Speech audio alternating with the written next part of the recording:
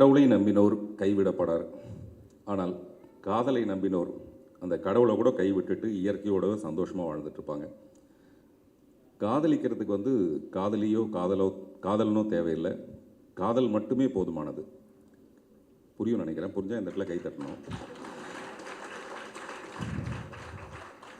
நான் எழுதியிருக்கேன், உருவம் தவிர்த்து உணரத் தொடங்கு, கடவுளோ காதலோ. காதலாக இருந்தாலும் சரி, கடவுளாக இருந்தாலும் சரி, உருவத்தை தவிர்த்துட்டு பார்த்தோம்னா அங்கே ஒரு பியூட்டிஃபுல்லான ஒரு விஷயம் இருக்கும்ன்ட்டு. பொதுவாகவே நம்ம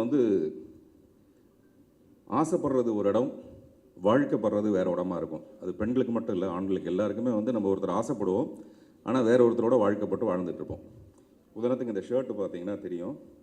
இது நேற்று இளையராஜாவுடைய ஃபங்க்ஷனில் அதுக்கு போடணுங்கிறதுக்காக கிட்டத்தட்ட ஒரு மாதத்துக்கு முன்னாடியே நான் ப்ரிப்பேர் ஆகி அவ்வளோ காதலோடு இந்த ஷர்ட் ரெடி பண்ணதே அப்படி தான். அந்த மியூசிக்கல் நோட்ஸ் எல்லாம் போட்டு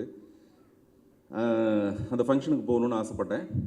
அது ஏதோ ஒரு காரணத்துக்காக அந்த ஃபங்க்ஷனுக்கு என்னால் போக முடியல. ஆனால் நான் தூரத்தில் இருந்தே அந்த ஃபங்க்ஷனுக்கு ரஹ்மான் சாரை எப்படி அனுப்பி வைக்கிறது, அந்த ஷோவோட ஹைலைட் என்னவாக இருக்க முடியும்னா ரஹ்மான் சாரும் ராஜா சாரும் மேடையில் நிற்கிறது. அது எல்லாத்தையும் அங்கே செஞ்சு விட்டுட்டு நான் என் ரூமில் உட்காந்து பார்த்துட்டு இருந்தேன். அங்கே ராஜா சார் இல்லை, ஆனால் நான் யோசித்த அந்த காதல், ராஜா சார் மேலே நான் வச்சிருந்த காதலோடு அந்த வீட்டுக்குள்ளே இருந்தேன். அப்படின்னா என்ன இருந்ததுன்னா, அந்த ஃபங்க்ஷனுக்கு நான் போக வேண்டியதில்லை, கட்டி பிடிக்க வேண்டியதில்லை, எதுவுமே இல்லை, அந்த காதலோடு இருந்தாலே போதும். அந்த மாதிரி ஜுராசிக் பார்க் நம்ம எல்லாம் பார்த்துருப்போம். டைனோசர் இப்போ இல்லை. ஆனால் அந்த படத்தில் பார்த்திங்கன்னா டைனோசர் இருக்கிற மாதிரியே ஒரு பயமுறுத்தலை ஏற்படுத்தி நம்ம நம்ப வச்சுருப்பாங்க. அந்த டைனோசர் மாதிரி தான் இந்த படத்தில் இருக்கிற காதல். எல்லோரும் சொன்னாங்க இது ரொம்ப யதார்த்தமான படம்னு. எனக்கு தெரிஞ்சு இந்த படம் யதார்த்தமான படம் இல்லை. படம் ரிலீஸ் ஆனதுக்கப்புறமேல நான் S2 தியேட்டரில் படம் பார்த்துட்டு எல்லோரும் மாதிரி ராத்திரிலாம் தூங்காமல் புலம்பி மறுநாள் டைரக்டர்கிட்ட சொன்னேன், ரொம்ப ஒரு அயோக்கியத்தனமான படங்க இந்த படம். என்ன எடுத்துருக்கீங்க, எந்த காலகட்டத்தில் என்ன படம் எடுத்துகிட்ருக்கீங்க? இது 2018 எல்லோரும் காதலை 69 பார்க்குற காலத்தில் நம்ம 96ன்னு ஒரு படம் எடுத்தால்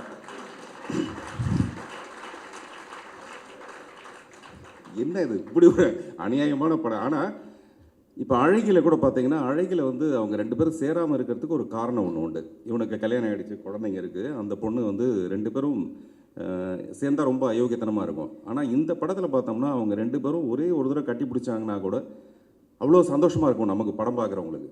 அதை டைரக்டர் அப்படியே இழுத்து இழுத்து இழுத்து இழுத்து அப்படியே நம்மளை ஏங்க வைக்கிறாரு. அது எல்லாரும் கை தட்டுறாங்க. நான் சுற்றி முற்றி பார்க்குறேன். யமுனை ஆற்றிலேன்னு ஒரு பாட்டு, அந்த பாட்டு அந்த படத்தில் ஒரிஜினல் படத்தில் இருந்ததை விட இந்த படத்தில் பார்த்தோம்னா அவ்வளோ பியூட்டிஃபுல்லாக. நான் யோசிச்சுட்டே இருக்கேன் எங்கே வரப்போகுது அந்த பாட்டு அப்படின்னா, லைட் ஆஃப் பண்ணிவிட்டு திடீர்னு அங்கே இருக்க ஒரு கேண்டிலோட அந்த கதாநாயகி நடந்து வருமா, அந்த பாட்டை பார்த்தோன்னே அப்படி நான் நிஜமாக போய் டைரக்டரோட காலை தொட்டு கும்பிட்டுலான்ற மாதிரி எனக்கு தோணுச்சு. உண்மையிலே அதுதான் என்னுடைய உண்மையான ஒரு உணர்வு. அதில் காதலிச்சவங்களுக்கு எல்லாருக்கும் தெரியும் அந்த உணர்வு எப்படிப்பட்டதுன்னு. எனக்கு கூட ஒரு காதல் இருந்திருக்கு. ஒரு காதலுங்கிறது போய் ஒரு காதல் இருந்திருக்கு. அந்த காதலியை நான் இப்போ கூட பார்க்க விரும்பலை. நாங்கள் 2 பேரும் பேசுகிறது கிடையாது, பல வருஷங்கள் ஆச்சு. பேசக்கூடாது. என்னைக்கா ஒரு நாளைக்கு அந்த பொண்ணு ஃபோன் பண்ணிடக்கூடாது. எனக்கு பண்ணிவிட்டு உங்களை எப்பாவது பார்க்க முடியுமான்னு எனக்கு கேட்டக்கூடாது. எப்போன்னா கடைசி வரைக்கும். அப்படி ஒரு காதல். இதில் யோசித்து பார்த்தோம்னா அங்கே பாடியே இல்லை, ஃபிசிக்கலாக எந்த விதமான. நான் இவ்வளோ தூரம் சொல்கிறேன், இந்த காலகட்டத்தில் அப்படிலாம் காதல்லாம் கிடையாது, காதலாக நம்ம மோசமாக பார்க்குறோன்ற நேரத்தில் கூட எனக்குள்ளே கூட அப்படி ஒரு காதல் இருக்குது. அப்படி எல்லாருக்குள்ளேயும் ஒரு தெய்வீகமான ஒரு காதல் ஒன்று இருக்கும். ஆனால் அதை சாத்தியப்படுத்துறது, ஒரு சினிமா மூலமாக சாத்தியப்படுத்துறதுங்க ரொம்ப ரொம்ப சிரமமான ஒரு விஷயம். இந்த படத்தில் விஜய் சேதுபதி நடிச்சிருந்தாலும் சரி, த்ரிஷா நடிச்சிருந்தாலும் சரி, ஃப்ரேம் பை ஃப்ரேம் பிரேம் மட்டும்தான். கரெக்டாக இது ஒரு டைரக்டருக்கே உண்டான ஒரு திமிரு. இது பொதுவாகவே நம்மளை மாதிரி ஆளுங்கள்லாம் என்னென்னா, படம் பார்க்க போகும்போது டைரக்டர்ஸ், நானோ இல்லை மிஸ்டர் சேரனோ யாராக இருந்தாலும் படம் பார்க்க போகும்போது ஒரு திமிரோடு தான் போவோம். இவன் என்னடா பெருசாக கிழிச்சிட போகிறான், அப்படி என்ன பெருசாக கிழிச்சிட போகிறான் இருந்தாலும் அப்படிங்கிற ஒரு திமிரோடு பார்க்குறவனை தலையில் தட்டி உட்கார வச்சு அவனை கண்கலங்க வச்சு இது படம்டா அப்படின்னு சொல்ல வைக்கிறது இருக்குது பார்த்தீங்களா, அது ஒரு பெரிய சாதனை. நிஜமாக நம்மலாம் அவ்வளோ சாதாரணமாக போகிறது இல்லை. அது எந்த பெரிய படமாக இருந்தாலும் சரி, இவர் என்ன பெருசாக, அதுவும் என்ன நானாவது பரவாயில்ல, சேரன்லாம் இன்னும் அந்த திமிரோட உச்சம் ஒரு பொய்ன்னு சொல்லுங்க பார்க்கலாம். அப்படிலாம் கிடையவே கிடையாது. நிஜமாக ஆட்டோகிராஃபை விட இவர் என்ன பெருசாக கிழிச்சிருக்க போகிறாரு அப்படின்னு சொல்கிறவரு இங்கே வந்து மேடையில் பேசுகிறாரு பார்த்தீங்களா, அதுதான் அதில் இருக்க பெரிய விஷயம். என்னெல்லாம் ஆச்சரியம்னா, இவங்க 2 பேர் காதலர்கள் பிரிஞ்சிருக்கிறது சேரலாமாங்கிறது வேற விஷயம். பின்னாடி தேவதர்ஷினி கூடவே ஓடி போய் இதா பண்ணிட போகிறாங்க, பார்த்துங்க பார்த்துங்க ஜாக்கிரதையாக பார்த்துங்கன்றதெல்லாம் என்ன ரொம்ப அநியாயமாக இருந்தது. எப்படா இந்த காலகட்டத்தில். ஆனால் அதை ரசிக்க வைக்கிறாரு, கண்கலங்க வைக்கிறாரு. அது ரொம்ப பெரிய ஆச்சரியமான ஒரு விஷயமா இருந்தது, ரொம்ப சந்தோஷமாக இருந்தது. ஸோ சி பிரேம்குமார் ஒரு கிளாசிக் பிரேம்குமார் அப்படிங்கிறது, இந்த சிக்கு வந்து அர்த்தம் அந்த கிளாசிக்ன்ற மாதிரி. மக்கள் செல்வன்,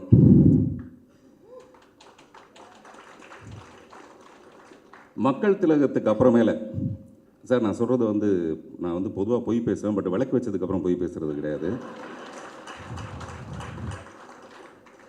மக்கள் திலகம் வந்து மக்கள்கிட்ட போய் பேசும்போது இல்லை, அப்படி ஒரு விதமான ஈர்ப்பு. அவர் வந்து சினிமா நடிகர், இன்றைக்கி வந்து பரபரப்பான சொல்லும்போது சொன்னார் கால் ஷீட் எவ்வளோ பெரிய விஷயம், அந்த மாதிரி நிறைய நடிகர்கள் இருந்திருக்காங்க. பட் மக்களோட போய் சேர்ந்து மக்களை அதில் வந்து அவங்கள கட்டி பிடிச்சி முத்தம் கொடுத்து ஒரு அமிர்தானந்த மாய் என்ன பண்ணுவாங்களோ அப்படி ஒரு ஆம்பளை அமிர்தானந்த மாய் வந்து நடிகர் விஜயகுமார் கூட என்ன பண்ணுவாருன்னா, அவங்க வீட்டு ஃபங்க்ஷன்லாம் வந்து யாராவது வந்தால் கட்டி பிடிச்சி முத்தம் கொடுப்பாரு. வயசானவங்களாம் வருவாங்க, அவர் கட்டி பிடிச்சி முத்தம் கொடுப்பார். ஏன்னா பின்னாடி ஒரு பொண்ணு வந்துகிட்டு இருக்கு, அந்த பொண்ணை கட்டி பிடிக்கணும்னா அந்த பொண்ணை மட்டும் கட்டி பிடிச்சா தப்பாக இருக்குமேன்னு சொல்லிட்டு இங்கேருந்தே ஆரம்பிப்பார். நானும் அப்படி தான் பார்ப்பேன், இவர் வந்து இந்த மாதிரி தான் ஆரம்பிக்கிறாரு போல இருக்கு அப்படின்னு சொல்லிட்டு. எனக்கு தெரிஞ்சு சினிமாவில் ஹீரோவாக நடிக்கிறவங்க ஒரு காலகட்டத்தில் மக்களை பற்றி சமூகத்தை பற்றி பேசுவாங்களே தவிர அவங்களுக்கு ஏதாவது நல்லது செய்யணும்னா ஒன்றுமே பிடுங்க மாட்டாங்க. பட் இவர் அப்படி இல்லை, இவர் நிறைய பிடுங்குறாரு. என்ன பிடுங்குறாருன்னா, சமீபத்தில் ஒரு கேரளாவுக்கு போயிருக்காரு. போய் யாருக்கோ உதவி செய்கிறதுக்கு இவர் கொடுத்தது மட்டும் இல்லை, மற்றவங்க கையில் இருக்க பணத்தெல்லாம் பிடுங்குறாரு. இதை கொடு அதை கொடு அதை கொடு இதை கொடுன்னு அவ்வளோ பணத்தை பிடுங்கி அதாவது தான் மட்டும் நல்லது செய்கிறதில்ல, நல்லது செய்கிறத வந்து மற்றவங்களுக்கும் தூண்டி விடுற மாதிரி ஒரு விஷயம். இதை வந்து மக்கள் கலைஞர் ஜெய்சங்கர் நிறைய பண்ணியிருக்காரு. இதெல்லாம் நான் வந்து அவங்கெல்லாம் பார்த்துட்டு உங்களை பார்க்கும்போது எனக்கு வந்து இந்த நடிகர் இந்த படத்தில் நீங்கள் என்னவா இருக்கீங்கன்றதெல்லாம் விட ஒரு மனிதனாக எந்த அளவுக்கு நீங்கள் வந்து மக்களை ரீச் பண்ணியிருக்கீங்கன்றதான் எனக்கு ரொம்ப பாராட்டணும்னு நான் நினச்ச ஒரு விஷயம். எம்கே தியாகராஜ பாகவதர் அவர் வந்து ஒரு 4 சூப்பர் ஸ்டாருக்கு சமம். அவருக்கு வந்து அப்படி ஒரு பெண்கள் ஈர்ப்பு ஒன்று இருந்தது. பெண்களுக்கு வந்து ஒரு பயங்கர ஒரு ஆதர்சம் அந்த நடிகரை பார்த்தா. அந்த மாதிரி எனக்கு தெரிஞ்சு என்கேடிக்கு அப்புறமேல உங்களுக்கு தான் பெண்களுக்கு வந்து அவ்வளோ பெரிய ஒரு ஈர்ப்பு ஒன்று இருக்குது. அது வந்து எனக்கு ரொம்ப பொறாமையான, வருத்தமான, கஷ்டமான, ரொம்ப கவலைப்படுற ஒரு விஷயம். ஆனால் வேறு வழி இல்லை, அது அப்படி தான் இருக்குது. நேற்று கூட என் பையன் வந்து ராஜா சார் ஃபங்க்ஷனுக்கு போயிருக்கும்போது நீங்கள் பார்த்த ஒரு ஹாய்ன்னு சொன்னீங்களாம். அவருக்கு ஒரு பயங்கர சந்தோஷம். எனக்கு ஃபோன் பண்ணி ஃபங்க்ஷன் எப்படி இருந்ததுன்னு கேட்டேன். அவர் வந்து விஜய் சேதுபதி வந்து எனக்கு வந்து ஹாய் சொல்லிட்டு போனார். அதாவது லவ்வை ஸ்ப்ரெட் பண்ணுறது, எவ்வளோ சந்தோஷத்தை மற்றவங்களுக்கு ஸ்ப்ரெட் பண்ணுறதுங்கிறது நான் வந்து அவர்கிட்ட தான் தெரிஞ்சுக்க வேண்டிய ஒரு விஷயம். த்ரிஷாவை பற்றி என்ன சொல்லலாம் பாருங்கள். நான் ஒன்றுமே சொல்ல கை தட்டுறாங்க. அப்போ நான் சொன்னால் என்ன அவங்க யோசிச்சு பாருங்கள். சில படங்களுக்கு வேணால் த்ரிஷா இல்லைன்னா நயன்தாரா, ஆனால் இந்த படத்துக்கு த்ரிஷா இல்லைன்னா த்ரிஷா மட்டும் தான். இந்த படத்தில் ஹீரோ காத்துட்ருக்க மாதிரி நம்மளும் காத்துக்கிட்டே இருக்கலாம். ரொம்ப வருஷமாக காத்துக்கிட்டே இருந்து த்ரிஷா வந்தால் எடுக்கலாம் இந்த படம். அவ்வளோ தூரம் அப்படியே என்ன சொல்கிறது, அவ்வளோ ரொம்ப சூட்டபுளாக இருந்தது. அது நடிக்கிற மாதிரியே தெரியல. த்ரிஷா கிருஷ்ணனை கூட இவங்க ராமரா மாற்றிடுவாங்க போல இருக்குது, அப்படி ஒரு பவ்யம். ஸோ பொதுவாக சில பெண்களை பார்க்கும்போது ராமன்லாம் கூட கிருஷ்ணா மாறிடுவான். ஆனால் இதில் வந்து கிருஷ்ணனை வந்து ராமனா மாற்றுற அளவுக்கு ஒரு பாந்தமும் பவ்யமும். இந்த மாதிரி இடத்துல நான் கொஞ்சம் பொய் சொல்லுவேன். அந்த விளக்கு வச்சதுக்கப்புறம் கூட நான் பொய் சொல்லுவேன், தப்பாக எடுத்துக்காதீங்க. நான் முதல்ல அம்பாஸ்டர் பல்லவாவில் ஒரு தடவை உங்களை பார்த்து அப்போ நடிக்கிறீங்களான்னு கேட்டேன், ஞாபகம் இருக்கா? அப்போ வந்து நடிக்க மாட்டேன்ட்டாங்க. நான் இந்த மாதிரி நிறைய நடிகைகளுடைய வாழ்க்கையை நான் வந்து கெடுக்கலான்னு ட்ரை பண்ணி அதுலேருந்து தப்பிச்சு போனதில் ஒருத்தர் வந்து நயன்தாரா, இன்னொருத்தர் வந்து த்ரிஷா. நான் என் படத்துக்கு நடிக்க கூப்பிட்டா அவங்க வரல. அவங்க பயங்கர புத்திசாலிங்கிறது நமக்கு அதிலே தெரியும்.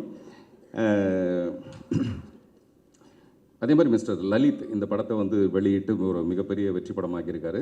அப்புறம் மியூசிக்கை பற்றி சொல்லவே வேண்டியதில்லை. இப்போ கூட மேடையில் வந்து அவர் பேசுகிறதுக்கு பதிலாக அவர் அந்த வயலினை ப்ளே பண்ணி காட்டும்போது நான் சொன்னேன், சமுத்திரகனி சார்ட்ட சொல்லிட்டு இருந்தேன், எனக்கு ரொம்ப பொறாமையாக இருக்கிற ஒரு விஷயம் வந்து இந்த மாதிரியான விஷயங்கள் தான். இதெல்லாம் நமக்கு தெரிய மாட்டேங்குது. சும்மா வாயிலோடருடன் பேசிகிட்டு இருக்குமே தவிர அவர் கொஞ்ச நேரம் அந்த வயலினை எசிச்சதில் இருக்குது. அது படம் போகிற அவருடைய ஆக்கிரமிப்பு, அப்புறம் எல்லாரும் சொல்லிட்டாங்க எடிட்டர். அப்புறம் இந்த படத்தில் நடித்த தேவதர்ஷினி, அந்த அந்த குட்டி பொண்ணு, எனக்கு வந்து இவங்க 2 பேருடைய காதலை விட இந்த படத்துக்கு ரொம்ப ஆணி பேராக இருந்தது அவங்க 2 பேருடைய அந்த காதல். அது ரொம்ப கொஞ்சம் கூட பொய்யே இல்லை. ஏன்னா அவங்க யாருன்னு நமக்கு தெரியாதனால பாஸ்கரோட சன், அவங்களுக்கெல்லாம் ரொம்ப ஒரு பிரமாதமான ஒரு எதிர்காலம் இருக்கும்.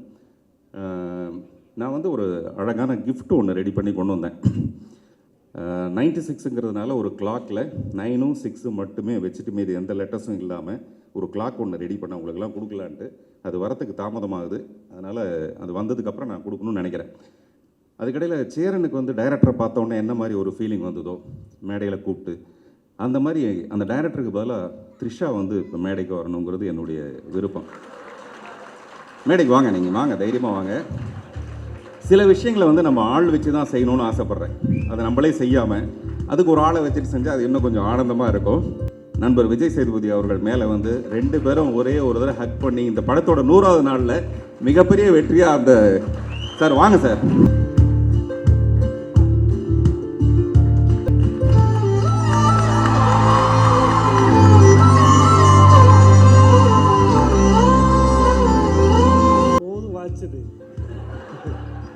இதான் படத்தோட கிளைமேக்ஸ் பார்த்தீங்களா? பாருங்க, இதை விட நான் வேற என்ன பண்ண முடியும் யோசிச்சு பாருங்க. எனக்கு எவ்வளோ பெரிய பெருந்தன்மை. அதுவும் யாருங்க த்ரிஷா மாதிரி ஒரு பொண்ணு மேடையில் நிற்க வச்சு. சே பார்த்திபா. Okay, thank you.